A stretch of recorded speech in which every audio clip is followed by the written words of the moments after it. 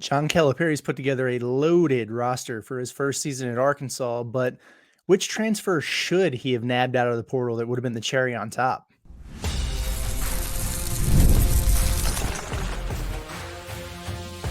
You are Locked On Razorbacks, your daily podcast on the Arkansas Razorbacks, part of the Locked On Podcast Network, your team every day. And welcome into the Locked On Razorbacks podcast, the Pod at the Palace edition. Curtis Wilkerson here with you this afternoon. And, guys, I really like Arkansas's basketball roster for a lot of reasons this coming season. Good balance between high-level transfers, guys who've played with Cal before and understand what his expectations are, super talented, high-impact level freshmen. Really a balanced roster, a good-looking team, no doubt about it. I think we're all excited to watch him, but I started reminiscing on portal season a little bit last night and all the talk that we had, all the names that were floating around out there. And I got to wondering which transfer was Arkansas linked to that I really wish they would have got, that would have been a game changer for the roster. And look, I'm not complaining about what they have. Like I said, I think this team is awesome. I think it's going to be really good. It's always fun to kind of imagine what could have been though, right? That's where we're at this point in the year. What could have been? We'll play a little what if today and have some fun with it. I've got one guy at every position for you, plus a couple honorable mentions that I think would have been really good fits at Arkansas. We'll start at the point guard position and work our way down. At point guard, that's one area that I think it's fair to look at Arkansas's roster and go, could they have done a little bit more here? Because you don't have a true old school Steve Nash type of point guard. You don't need that nowadays in college basketball. I think the Boogie Flan DJ Wagner combination is really intriguing, could be really, really good. But I'll tell you who I really liked at the portal at the time that Arkansas was connected to, especially early on. They were kind of mentioned as one of the leaders, was Jeremy Roach out of Duke. You want to talk about a super experienced veteran player who's played a lot of high-level college basketball. He averaged 14 points per game, well over 3 assists last year. He shot at 42.9% from three. I think he would have been the perfect addition to Arkansas's roster, but instead he's at Baylor. And you know what? It's only fair. I mean, Baylor gets Jeremy Roach, who Arkansas was after. Arkansas gets Jonas Adu, who Baylor was after. Okay, I'll take that trade. I think that's fair. Another point guard that I really liked at the time was Kadary Richmond out of Seton Hall. You guys remember him? Just the ultimate stat sheet stuffer, whether it was points, assists, rebounds, steals. He was literally all over the place. Not a great three-point shooter. I think he was a guy who was a little bit ball dominant and probably needed to have the rock in his hands quite a bit. So I don't know how that would have worked with this particular team, but he was a really, really good player, highly ranked. And another one that Arkansas was connected to before he wound up with old Rick Pitino at St. John's. The shooting guard position is interesting because you got Nelly Davis. He was the number one transfer out of the portal, so you don't want to replace him with anyone. But I do think Arkansas could have benefited from adding another guard, experienced guard to the roster. I really like the idea of Wooga Poplar at the time out of Miami. I mean, we're talking about a guard who's got Final Four experience, is coming off a strong season. He's a proven knockdown three-point shooter, which, again, I think Arkansas would have benefited from adding one more of those. They were on again, off again in terms of getting him on campus for a visit, even after they picked up DJ Wagner to kind of round out the backcourt. So you thought maybe they could make something work there, play a little bit more small ball or whatever. Didn't wind up happening. He goes to Villanova, where he's going to be a featured piece for those guys. But again, Wooga Poplar would have been fun. I think early on, right after Cal got the job, Arkansas was connected to AJ Storr out of Wisconsin, one of the best scoring guards really in the transfer portal. He winds up going to Kansas. I don't know how much traction Arkansas ever really had there. But he was certainly a nice player, and he would have kind of profiled as one of those go-to guard type of scorers. But again, you got Nelly Davis. So I think you take him over any of those other guys, quite frankly. Small forward for me, maybe a little bit further down the rankings, but I got to be honest, I really wanted Arkansas to get Trizarian White, man. Oh, I wanted him so bad. The small forward out of UNC Wilmington, a UNC Wilmington team that gave Arkansas some problems last season, a UNC Wilmington team that beat Coach Cal and Kentucky at Rupp Arena on their brand new floor. He scored over 25 points in both of those games against both of those teams. That dude could go. I'm not sure what he brought to the table on the defensive end of the floor, but in terms of being a scorer and a guy that can really fill it up on the wing, he would have been a lot of fun to watch. And I like the storylines and the connections there. Anyway, he winds up over at TCU. And then Jameer Watkins was another one late when we were wondering, what's Arkansas going to do? Is it going to be, Coleman Hawkins, Trevin Brazil, all these different names? Jameer Watkins comes out of the draft from Florida State, had a great year at Florida State. But the thing about him, he should have been a Razorback the year before. He should have never been at Florida State. Transferred out of VCU. And remember, he came on his visit with his good friend, Caleb Battle, and was effectively a silent commit for the Razorbacks. They wind up taking Jeremiah Davenport instead. Didn't work out for you. I wonder what it would have looked like last year if you would have had Jameer Watkins instead. Didn't get him on the turnaround, but that's okay. Power forward, Norchad Omier, right? Out of Miami for obvious reasons. He's averaged a double-double for 4 consecutive years in college basketball. That's really hard to do. Started his career at Arkansas State, then was at Miami the last couple years, and has really developed into a nice player. I mean, obviously he's a rebounding machine, physical specimen at 6'7", and has really improved his skill. I mean, he wound up shooting 35% from 3 last season and added that element to his game. He winds up going to Baylor. That was kind of the domino that fell after Arkansas picked up Adu. He goes to Baylor and is going to be a big-time player for him. Arkansas will see him on November the 9th when the two teams meet in Dallas, which will be cool. And then, I don't know, maybe there were a lot of good power forwards out there. I was not a big fan of the Coleman Hawkins idea personally, and I would have taken him and enjoyed it if they would have got him. I like JT Toppin out of New Mexico as a conference, freshman rookie of the year type player, big time rebounder, dunk it on your head kind of guy. I think he's going to be a really nice fit over at Texas Tech. And that center spot, remember that day? It was like an hour-long period where it came out that, whoa, Arkansas is all over Arizona center Umar Ballo, and they're working on a visit. He's going to visit next week. And you're thinking, oh crap, it's a large man. This will be a great pickup. This is before Adu or Big Z or any of those guys. And then like later in the day, he announces his commitment to Indiana. So it was short-lived, but that would have been a lot of fun. I would have also liked to seen maybe Vlad Golden, right? Out of Florida Atlantic. He's at Michigan now with his former coach, Dusty May. He could have been at Arkansas with his former teammate, Nelly Davis. That would have been a fun little 1-2 punch, 7-footer, really nice player. And again, Arkansas is going to see him in the near future. Those two will get to square off at Madison Square Garden, which obviously will be a ton of fun.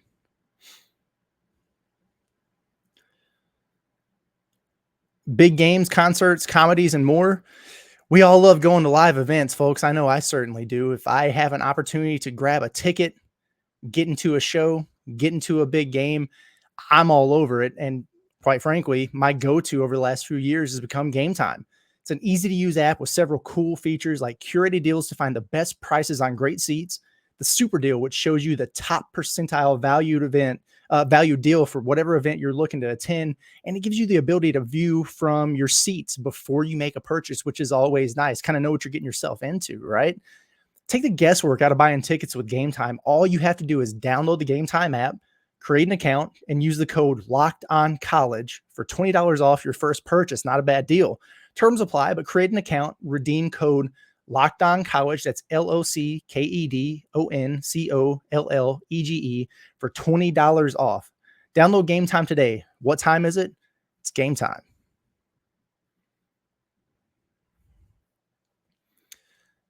All right, everybody, welcome back to the Locked On Razorbacks podcast, the Pod at the Palace edition.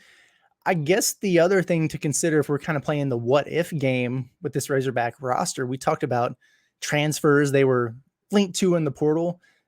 What about the freshmen? Right? It's only fair. Remember, John Calipari had 6 commitments at Kentucky in that class when he left, and only 3 of them came to Arkansas. We're talking Boogie Flan, Carter Knox, and Billy Richmond. Really glad you got all 3 of those guys. But what about the other 3? Obviously, Travis Perry stayed at Kentucky. I think everybody expected that to happen, but then it was the 2 big men. Samto Cyril winds up at Georgia, so Arkansas is going to see him this year. The one I really wish Arkansas would have got, that stands out, kind of jumps off the page, is Jaden Quaintance, right? 6'9", power forward. He winds up at Arizona State. There was some weird stuff, a little back and forth between what the expectations were with NIL, whatever. Who knows how that stuff all works behind the scenes. But I do wish Arkansas would have been able to nab him. Don't know how much you would expect from what would have been a 17-year-old freshman in his first season. Who knows? Could have been a big-time impact player. Might have needed to grow into the game and make that transition a little bit. But the thing about Quaintance is he profiles as a future lottery pick, and because of his age, he's a 2-year player, 2-year college player. Boy, to get 2 years of that would have been a lot of fun, but it didn't work out. He would be the one that I really would have liked to see Arkansas have on the roster. But another one, and not somebody who was committed to Cal, but somebody they were linked to after Cal got the job at Arkansas. Remember the days of Liam McNeely buzz and the hype when that started building up?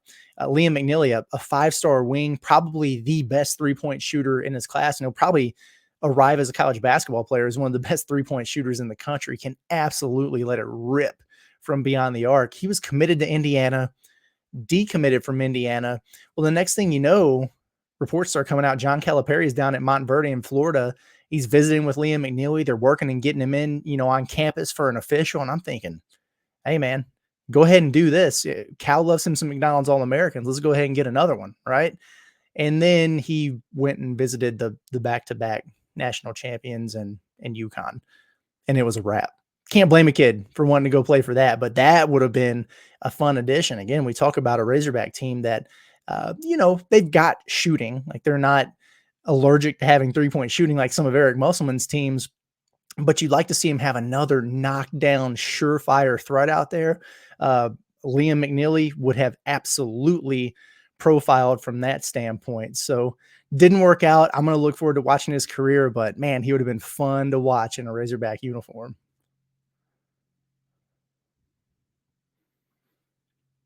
Well, it's game week for Arkansas football, and basketball news never stops here in Fayetteville. We know that, which means I've been tackling a pretty long to-do list. Thankfully, 5-Hour Energy fixes tired, and it fixes it fast.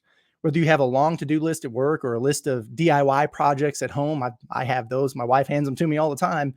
Take a 5-Hour Energy shot so you can check everything off your list as you want to get it done. If you're like me, you always have a ton of projects around the house that need tending to. When you go out and get your supplies, don't forget the most essential supply, a 5-Hour Energy shot. 5-Hour Energy is the brand hardworking people like you have trusted for over 20 years to give you the alert, energized feeling you need to get through a busy, hectic day. And you always know where to find 5-Hour Energy, right? Right there at the register, whether you're at a convenience store, drugstore, grocery store, it's always right there for you. You can't miss it. You can also stock up on a money-saving multi-pack to make sure you never run out.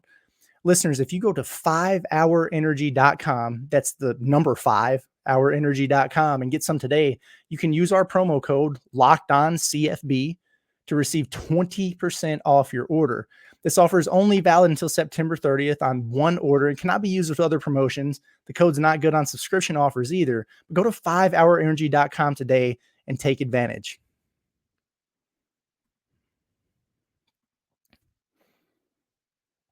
All right, everybody, back for the final segment here on the Locked On Razorbacks podcast, the Pod at the Palace edition. We've been having a little bit of fun playing the what if game so far on the episode today. We talked about transfers. We wish Arkansas might have nabbed, or thinking about the freshmen that Arkansas could have got on this roster. It's a great roster. We're not complaining, but you're always hungry for a little bit more, right? Could have been a little bit of fun.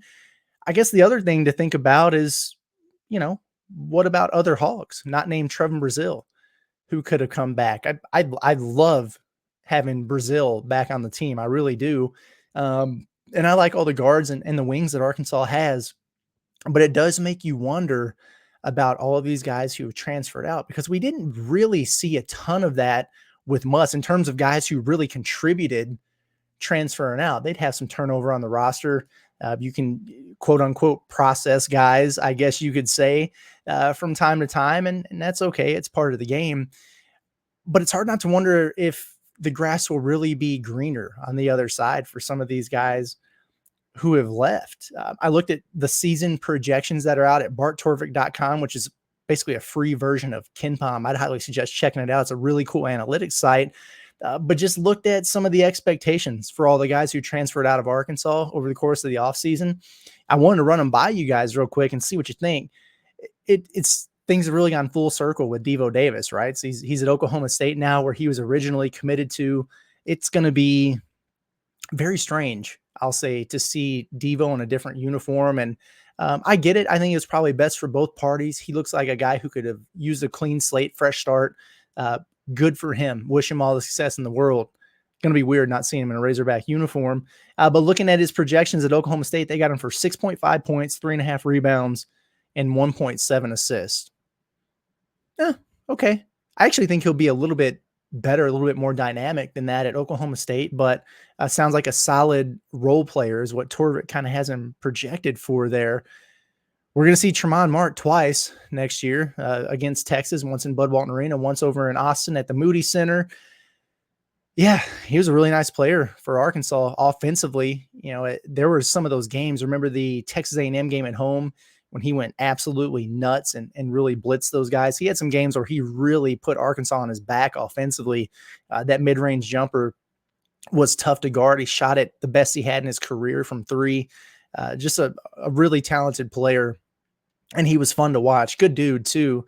But he's at Texas now. They've got him projected at Torvik for 10.2 points, 3.3 rebounds per game. So we'll see. We'll see about Tremont Mark. I wish him well in 29 of the 31 games this season is what I'll say there. I'll tell you one that I'm really fascinated by is the fit between Caleb Battle and Gonzaga and Mark Few. I really wonder how that's going to work out. I did not have Gonzaga on my bingo card when I was thinking about places where Caleb Battle might wind up. TCU had some buzz early. Kansas State had some buzz early. I really thought, quite frankly, there were teams tampering with him during the season closer to his home in New Jersey. So I'll let you decide which Big East teams you think those were. So I kind of thought he might go back closer to home. Instead, he goes the exact opposite direction. He winds out in Spokane with Gonzaga. That's a really good team. It's going to be a lot of fun to watch that group. I think he's going to be a big-time player there. I wonder if they slot him into the starting lineup or they kind of bring him in that J.D. Notae super scorer six-man type of role. But either way, Torvik's pretty high on Caleb Battle there, 11.4 points per game. I think that's probably about right because they got a lot of mouths to feed on that roster. KB was a really fun player to watch. Enjoyed him. He's one that I'm not sure how that fit would have worked with the roster that they have now or with Coach Cal necessarily, but I would like to see him back. I really would have. I like KB a lot. Layden Blocker projects as the 9th man at DePaul. According to Torvik, 2.8 points per game is what they have him projected for. I don't know.